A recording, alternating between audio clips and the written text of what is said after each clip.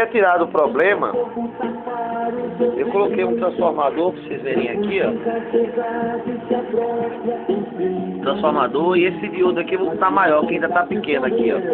Eu fiz um alumínio para ajudar a dissipação, mas eu vou botar um diodo maior. Mas a tensão que tá chegando agora aqui carregando, o máximo que chegou aqui, ó. Ali, ó. 13 volts, tá vendo? Tá carregando sem problema aí, ó. Foi sanado o problema, tá vendo aqui, ó? E ela tá tocando sem problema, ela que tá tocando aí, ó. Ficou na medida, viu?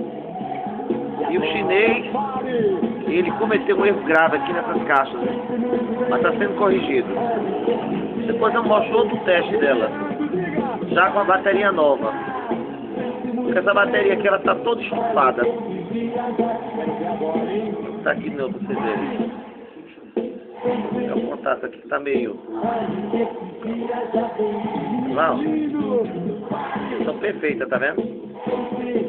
Ficou bom o serviço. Esse transformador, ele é simétrico, tem 15. Muito bom, segura.